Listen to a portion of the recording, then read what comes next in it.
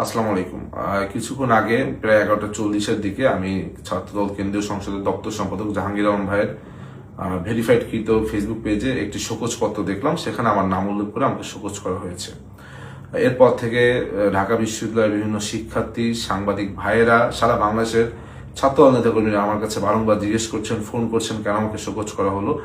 যদিও আমি এখন পর্যন্ত জানি না কেন শোকজ করা হয়েছে, এবং আমি কিন্তু তখনই তাৎক্ষণিক এটি যখন পেলাম, কেন্দ্রীয় ছাত্রদলের দপ্তর সম্পাদক জাহাঙ্গীর আলম ভাইকে আমি ফোন করে জিজ্ঞেস করলাম, ভাই কি কারণে আমাকে শোকজ করা হয়েছে, সেটাই তো জানি না, উত্তরটা দিব কিভাবে।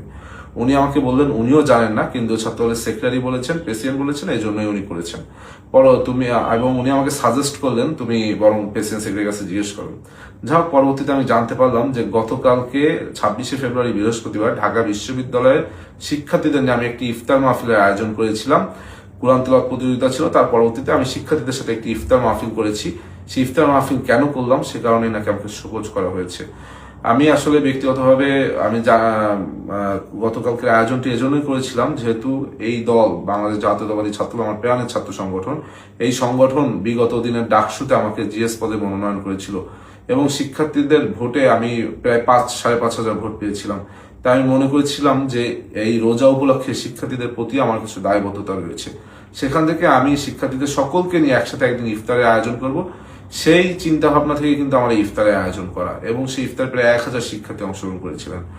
আমি জানি না যে আমি কোনো বড় ধরনের অন্যায় করেছি কিনা, যে অন্যায় কারণে শোকজ পত্রটা শুধু ফেসবুকে আপলোড দেওয়া হলো, এখন পর্যন্ত আমাকে ব্যক্তিগতভাবে জানানো হলো না, বা অবহিত করাও হলো না, বা পাঠানো হয়নি।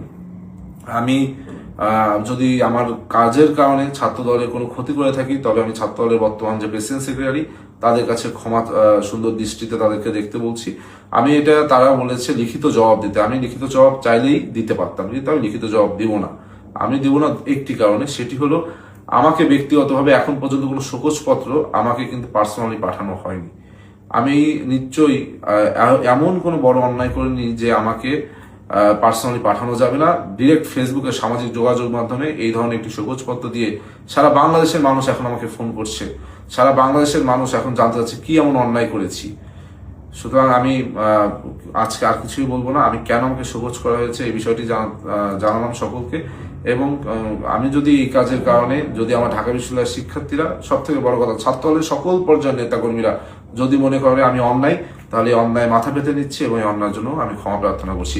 আর আপনারা যদি মনে করেন আমার সাথে অন্যায় হয়েছে, এটিও আমি আপনাদের কাছে ভাগ দিচ্ছি। আমি সবসময় মনে করি ব্যক্তির থেকে দল বড়, দল থেকে দেশ বড়। সবাইকে ধন্যবাদ।